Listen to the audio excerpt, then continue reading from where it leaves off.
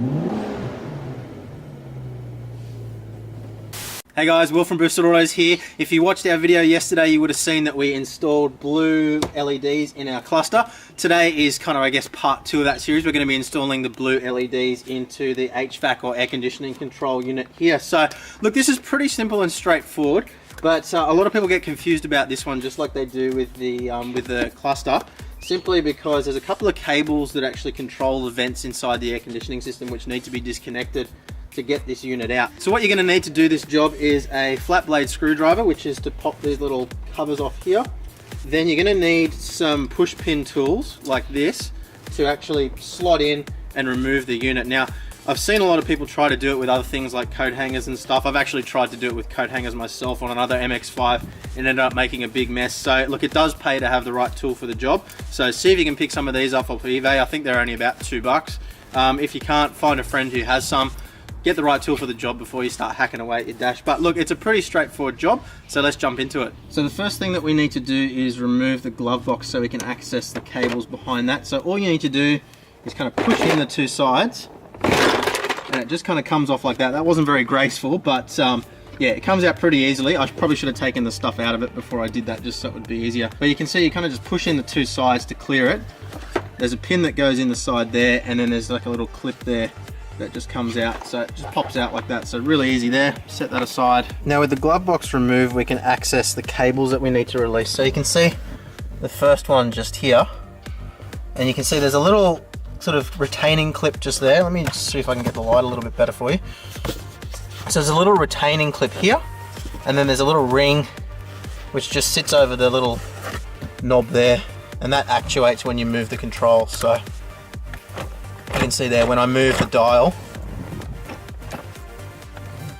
So remember what position you've got it in. So I've got it there. And then all you need to do is just kind of pop the end off like that and just remove it from its retaining clip like that.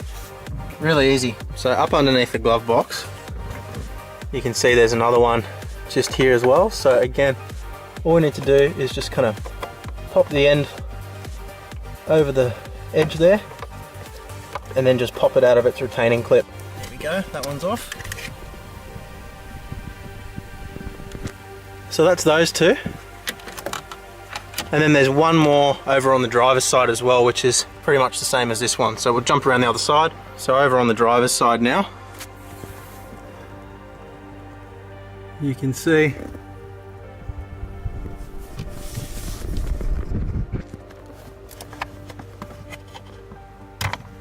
that off.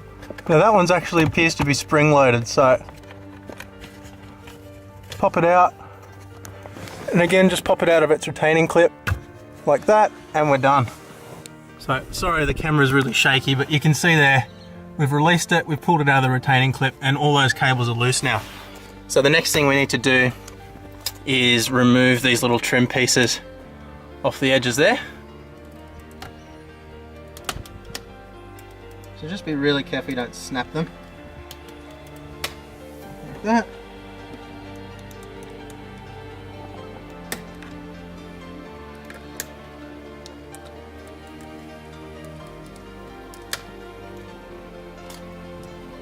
And then we grab our push pins.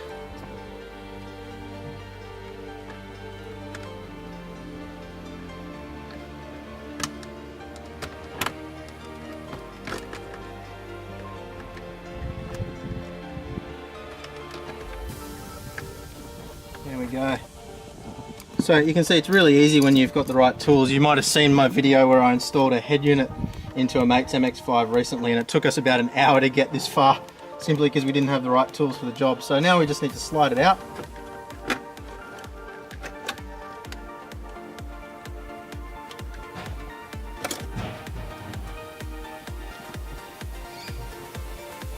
Alright, and underneath here you can see the two little globe compartments just sitting there and there.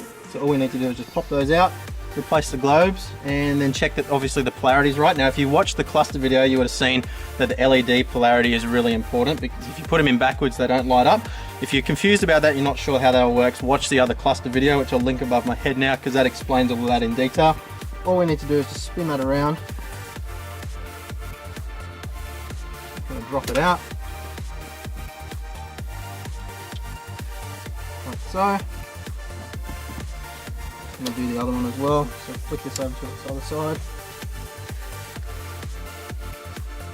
Spin it around.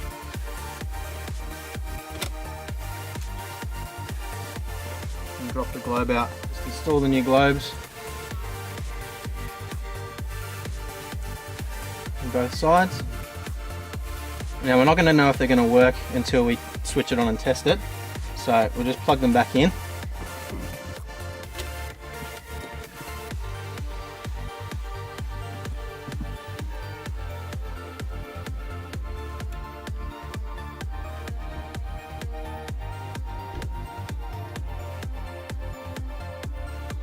Alright, that's one.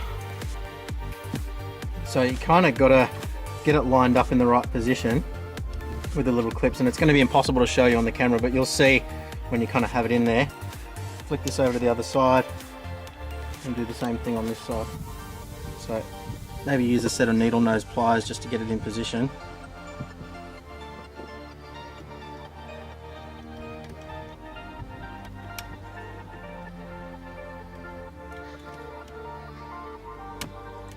Okay.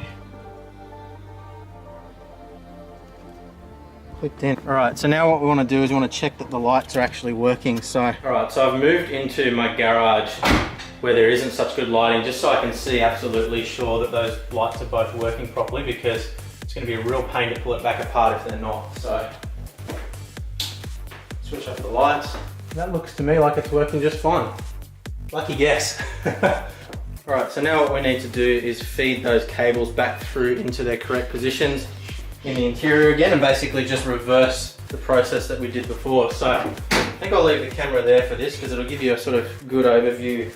Now it's really important when you slot everything back in that you check that your cable clearances are all good in the interior. This should slot in really easily and just click in.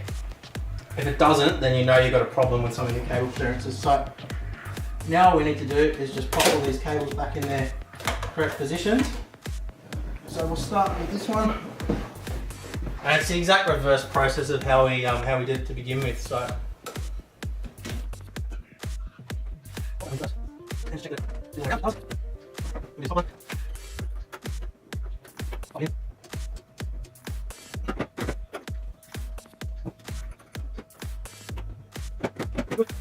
and the last one.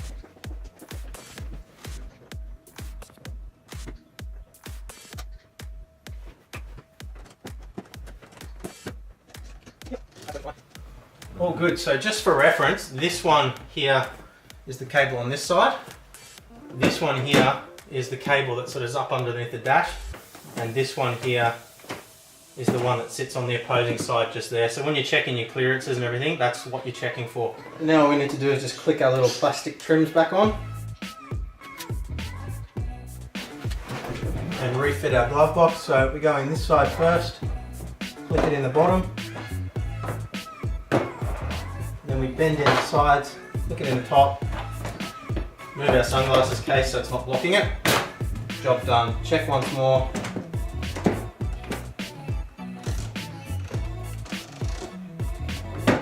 So now we just want to check that everything's working. Now one thing that we need to be very, very careful of is the demister won't switch on when the roof is open. So if you switch this on and it's not working, don't freak yourself out. That's the reason why. So what we'll do is we'll switch everything on.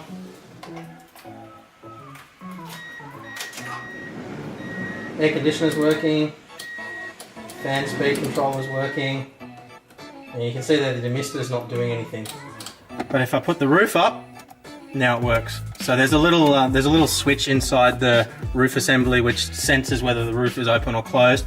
Obviously you don't want to have your demister on when the roof's open because you might melt something, so that's the reason why that is. So we can see if we switch on the ignition, everything works,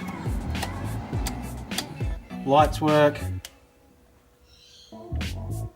and we are all good. So just having a quick look at how the interior looks now, you can see our cluster lights that we covered in the last video, and moving on down to our HVAC controls.